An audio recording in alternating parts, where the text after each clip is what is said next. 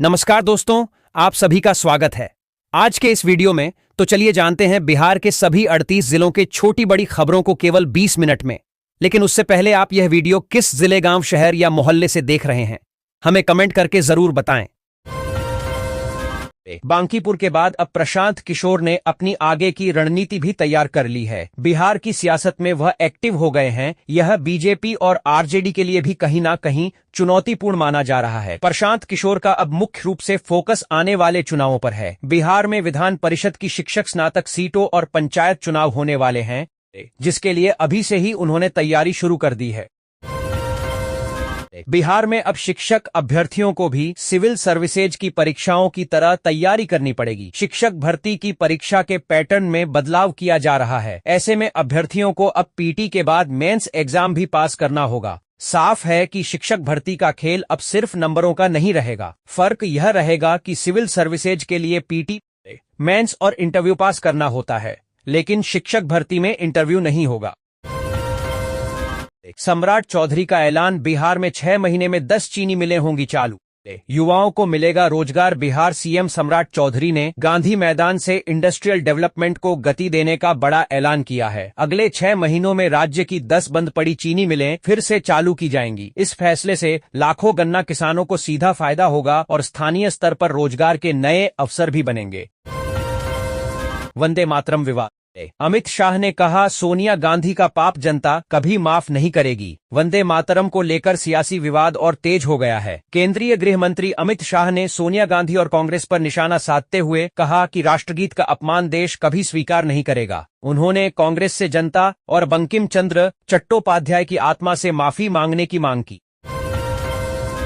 सावन माह का तीसरा सोमवार 17 अगस्त 2026 को रखा जाएगा। इस बार यह सोमवार तंत्र और ज्योतिष शास्त्र की दृष्टि से बेहद खास माना जा रहा है। मान्यता है कि इस दिन एक साथ 9 बड़े शुभ योगों का निर्माण हो रहा है। भगवान शिव की उपासना के लिए समर्पित इस दिन सिंह संक्रांति, नाग पंचमी और कई शुभ योगों का संयोग बन रहा है। ऐसे में जलाभिषेक और रुद्राभिषेक करने से विशेष पुण्य की प्राप्ति होने की मान्यता है।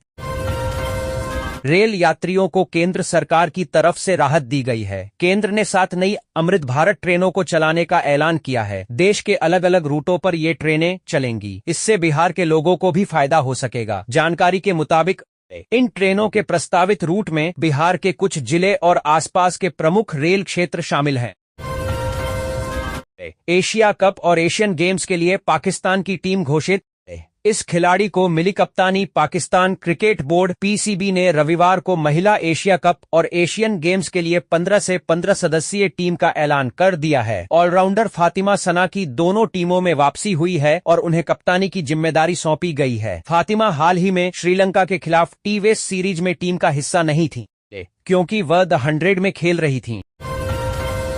नेता प्रतिपक्ष तेजस्वी यादव ने दिल्ली से पटना लौटते ही बिहार सरकार पर तीखा जुबानी हमला बोला। एनडीए में शराबबंदी को लेकर मच रहे घमासान पर प्रतिक्रिया देते हुए उन्होंने कहा कि राज्य में शराबबंदी पूरी तरह से विफल हो चुकी है। तेजस्वी ने एक बड़ा बयान देते हुए आरोप लगाया कि बिहार में शराबबंदी के नाम पर असल में सत्ता पक्ष में बैठे लोगों का ही एक बड़ा रैकेट चल रहा है। जब उनसे पूछा गया कि क्या इस कानून की समीक्षा होनी चाहिए, तो उन्होंने कहा कि यह सवाल विपक्ष से नहीं बल्कि बिहार के मुख्यमंत्री से पूछा जाना चाहिए।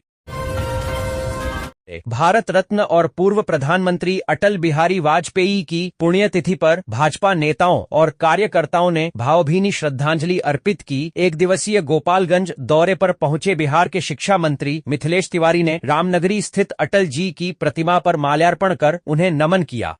इस दौरान कार्यकर्ताओं ने अटल बिहारी वाजपेयी अमर रहें और अटल बिहारी वाजपेयी जिंदाबाद के नारे लगाए। बिहार के कुछ जिलों में बारिश तो कुछ जिलों में उमस वाली गर्मी लोगों को झेलनी पड़ रही है। इस बीच आज 12 जिलों में मौसम विभाग की तरफ से अलर्ट जारी किया गया है। मौसम विभाग ने 5 जिलों में ऑरेंज जबकि 7 जिलों में येलो अलर्ट जारी किया है। इन जिलों में हल्की से लेकर मध्यम स्तर की बारिश होने की संभावना जताई गई है। बिहार में सरकारी शिक्षकों की होगी गुप्त मॉनिटरिंग, सीधे शिक्षा विभाग को भेजी जाएगी रिपोर्ट। गुरुजी अपनी कक्षा में बच्चों को क्या और किस तरह से पढ़ा रहे, अब इसकी मॉनिटरिंग डिजिटल मोड में होगी। शिक्षा विभाग के स्तर पर इस बाबत एक डैशबोर्ड तैयार किया जा रहा इसमें शिक्षकों द्वारा क्या पढ़ाया जा रहा और किस तरह से पढ़ाया जा रहा, इसकी एक एक रिपोर्ट उपलब्ध होगी। शिक्षा मंत्री के स्तर पर इसकी नियमित मॉनिटरिंग होनी है। नवंबर से यह व्यवस्था आरंभ होगी। बेतिया से पाटलिपुत्र के बीच चलेगी नई इंटरसिटी, जल्द परिचालन को लेकर सांसद ने दिलाया भरोसा। पश्चिम चंपारण के जमुनिया में पोखर लोकार्पण कार्यक्रम में बेतिया से पाटलिपुत्र तक सीधी इंटरसिटी ट्रेन चलाने की मांग उठी। सांसद डॉक्टर संजय जायसवाल ने नरकटियागंज से पाटलिपुत्र तक नई ट्रेन चलाने का सकारात्मक आश्वासन दिया। पूर्णिया से निर्दलीय सांसद राजेश रंजन उर्फ पप्पू यादव रविवार को पटना के गर्दनीबाग धरना स्थल पर बीपीएससी से नाराज छात्र छात्राओं के समर्थन में एक दिवसीय भूख हड़ताल पर बैठ गए। ऑल बिहार स्टूडेंट यूनियन की ओर से प्रतियोगी परीक्षाओं में पारदर्शिता लाने और 13 सूत्रीय मांगों को लेकर यह प्रदर्शन आयोजित किया गया था। पप्पू यादव ने छात्रों के इस आंदोलन को अपना पूर्ण समर्थन देते हुए केंद्र व बिहार सरकार निशाना साधा और 70वीं बीपीएससी परीक्षा को तुरंत निरस्त करने की मांग उठाई। विष्णुपथ कॉरिडोर पर फिर फंसा पेंच। पार्किंग और रिंग रोड के प्रस्ताव पर पुरोहितों हाइफन सामाजिक कार्यकर्ताओं ने जताई आपत्ति। विष्णुपथ और महाबोधि कॉरिडोर बनाने को लेकर सरकार गंभीर है। दोनों कॉरिडोर को लेकर स्वतंत्रता दिवस के दिन भी मंथन किया गया। प्रशासनिक अधिकारियों, जनप्रतिनिधियों, धार्मिक न्यास बोर्ड के पदाधिकारियों, सामाजिक कार्यकर्ताओं एवं गया के पुरोहितों की समाहरणालय में बैठक हुई।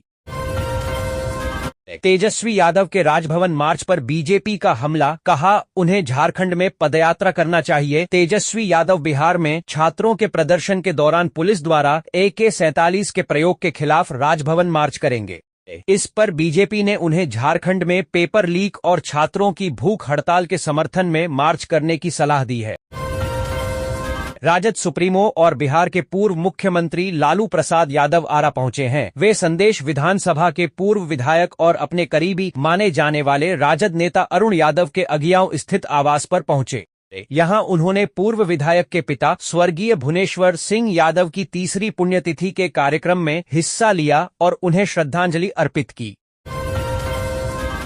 बिहार में शिक्षक भर्ती की तैयारी कर रहे अभ्यर्थियों के लिए बड़ी खबर सामने आई है। गोपालगंज के एक दिवसीय दौरे पर पहुंचे शिक्षा मंत्री मिथिलेश तिवारी ने TRA 14 को लेकर रिक्तियों और पात्रता पर अहम अपडेट दिया है। उन्होंने बताया कि 32,388 शिक्षक पदों की अधियाचना पहले ही बिहार लोक सेवा आयोग BPSC को भेजी जा चुकी है, लेकिन अब सीटों की संख्या और बढ़ने की उम्मीद है।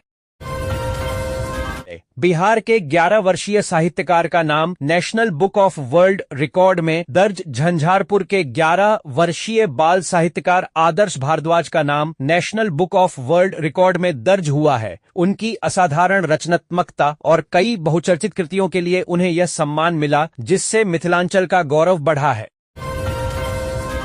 बिहार में मानसून की रफ्तार जारी, आज कई इलाकों में होगी झमाझम बारिश। बिहार में मानसून की रफ्तार जारी है और 16 अगस्त को पूरे राज्य में बारिश का अनुमान है, जिसमें कई जिलों में तेज हवाओं के साथ मेघ गर्जन की संभावना है। नदियों का जलस्तर बढ़ने से बाढ़ का खतरा मंडरा रहा है, जबकि उमस से लोग परेशान हैं।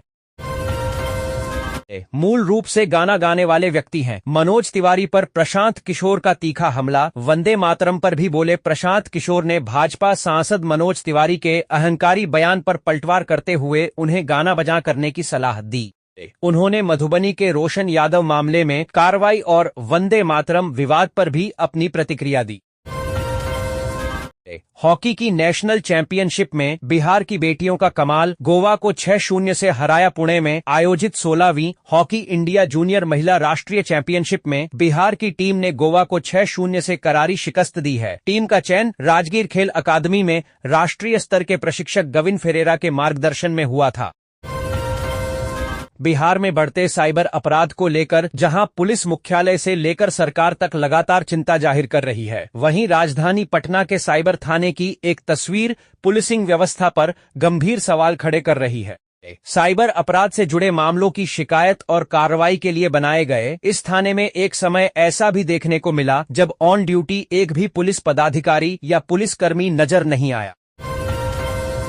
रोहतास जिले के डेहरी से स्वतंत्रता दिवस समारोह के दौरान विधायक के भाषण का एक वीडियो सोशल मीडिया पर तेजी से वायरल हो रहा है। दरिहट स्थित रामप्यारी बालिका उच्च विद्यालय में लोक जनशक्ति पार्टी रामविलास के विधायक सोनू सिंह भाषण दे रहे थे।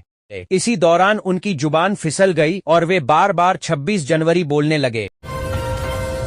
मंत्री की तबीयत बिगड़ी तो अस्पताल पहुंचे नीतीश कुमार। मेदांता में भगवान सिंह कुशवाहा का जाना हाल। नीतीश कुमार ने फतुहा के बैकटपुर शिव मंदिर में जलाभिषेक कर बिहार की सुख शांति व समृद्धि की कामना की। उन्होंने पटना के मेदांता अस्पताल में भर्ती मंत्री श्री भगवान सिंह कुशवाहा से मिलकर उनके स्वास्थ्य की जानकारी ली। राहुल गांधी और संदीप दीक्षित विवाद पर बोले जयराम रमेश, अब डिप्लोमेसी कहां है, अब तो हगलोमेसी है। राहुल गांधी और संदीप दीक्षित विवाद पर कांग्रेस नेता जयराम रमेश की टिप्पणी आई है। उन्होंने कहा, राहुल और दीक्षित ने पीएम मोदी की नीति पर सवाल उठाते हुए जो किया मैं इसे अपमान नहीं मानता। अब कूटनीति कहां है, अब तो हगलोमेसी है। पटना, पूर्व प्रधानमंत्री अटल बिहारी वाजपेयी की पुण्यतिथि पर राज्यपाल और सीएम ने किया नमन। देश के प्रति योगदान को किया याद। पूर्व प्रधानमंत्री अटल बिहारी वाजपेयी की पुण्यतिथि पर पटना के पाटलिपुत्रा पार्क में राजकीय समारोह का आयोजन हुआ। राज्यपाल और मुख्यमंत्री सहित कई वरिष्ठ नेताओं ने उनकी प्रतिमा पर पुष्पांजलि अर्पित कर उन्हें श्रद्धांजलि दी। एलपीजी सिलेंडर चाहिए तो आज ही करा लें। ई-केवाईसी 16 अगस्त के बाद बढ़ सकती है परेशानी। अगर आपके घर में एलपीजी सिलेंडर आता है और आपने अभी तक ई-केवाईसी पूरी नहीं की है तो आज इसे टालना भारी पड़ सकता है। 16 अगस्त 2026 को एलपीजी ई-केवाईसी की आखिरी तारीख है, यानी जिन ग्राहकों की ई-केवाईसी अब तक बाकी है उन्हें आज ही इसे पूरा करने की कोशिश करनी चाहिए। मनोज तिवारी का प्रशांत किशोर पर पलटवार। बोले जीतने के बाद जो झुके वो संस्कारी, गाली दे वो अहंकारी। पीके ने कहा था फ्रॉड। बांकीपुर उपचुनाव के बाद भाजपा सांसद मनोज तिवारी और प्रशांत किशोर के बीच जुबानी जंग तेज हो गई है। पीके के फ्रॉड वाले बयान पर मनोज तिवारी ने पलटवार करते हुए उन्हें अहंकारी बताया और खुद को संस्कारी बिहारी करार दिया। बिहार राज्य पथ परिवहन निगम बीएसआरटीसी की अंतर्राज्यीय सेवाओं को सशक्त बनाने की दिशा में महत्वपूर्ण प्रगति हुई है। बिहार से विभिन्न राज्यों के बीच परिचालन के लिए नई एसी एवं नॉन एसी डीलक्स बसें पटना पहुंचने लगी हैं। कुल 149 बसों में से 78 डीलक्स बसें फुलवारी शरीफ डिपो में पहुंच चुकी हैं। शेष बसें इस माह के अंत तक आ जाने की उम्मीद है। इन आधुनिक बसों का संचालन मुख्य रूप से आगामी त्योहारी सीजन में शुरू होगा। हालांकि कुछ बसें वर्तमान में पटना देवघर रूट पर सेवा देने लगी हैं।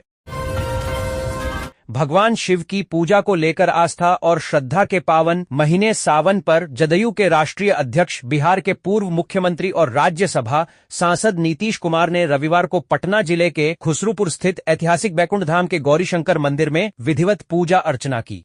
उन्होंने भगवान शिव का जलाभिषेक कर प्रदेशवासियों के सुख शांति और समृद्धि की कामना की। नीतीश कुमार के मंदिर पहुंचने पर स्थानीय लोगों और श्रद्धालुओं में भी उत्साह देखने को मिला।